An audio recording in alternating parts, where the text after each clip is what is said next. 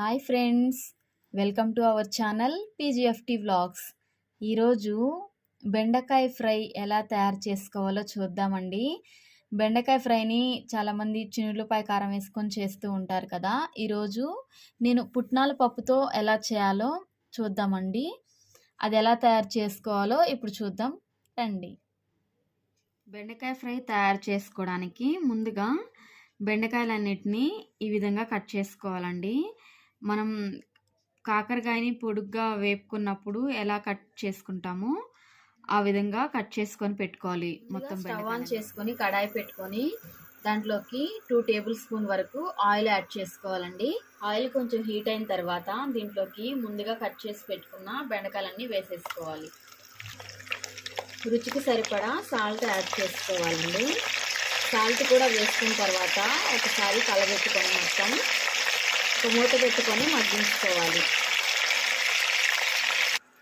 బెండకాయలన్నిటిని మధ్య మధ్యలో కలబెట్టుకుంటూ వేయించుకోవాలండి. బెండకాయలు అనేవి గోల్డెన్ బ్రౌన్ షేడ్లోకి రావాలి. అప్పటి వరకు డీప్ ఫ్రై చేసుకోవాలన్నమాట బెండకాయలని. బెండకాయలు మొత్తం బాగా ఫ్రై అయిపోయినాయండి. ఇప్పుడు వీటిని ఒక ప్లేట్లోకి తీసుకుందాం. బెండకాయ ఫ్రైలోకి మనం కారం తయారు చేసుకుందామండి.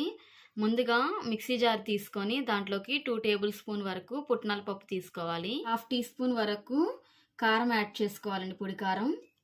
దీనిలోకి 8 వెల్లుల్లి రెబ్బలు వేసుకోవాలండి. టీ స్పూన్ వరకు సాల్ట్ యాడ్ చేసుకోవాలి.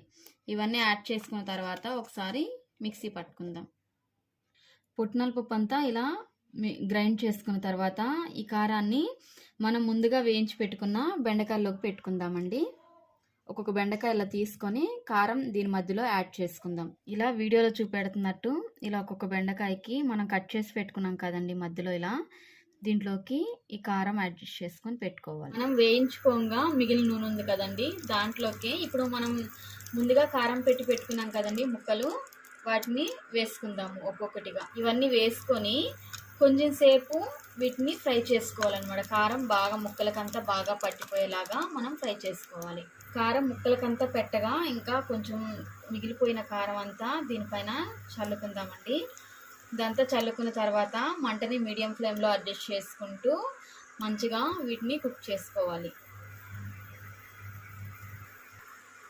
ఫైనల్గా బెండకాయ ఫ్రై అయితే రెడీ అయిపోయిందండి. కారం ముక్కలకంతా బాగా పట్టిపోయింది. ఇంకా కొత్తిమీరతో గార్నిష్ చేసుకొని స్టవ్ ఆఫ్ చేసుకుందాము. థ్యాంక్ యూ ఫర్ వాచింగ్ అండి. Please like, share and subscribe. మరిన్ని వీడియోస్ కోసం మా ఛానల్ని ఫాలో అవుతూ ఉండండి. ఇంకేమైనా వంటకాలు కావాలి అంటే మా ఛానల్లో కామెంట్ చేయండి. Thank you.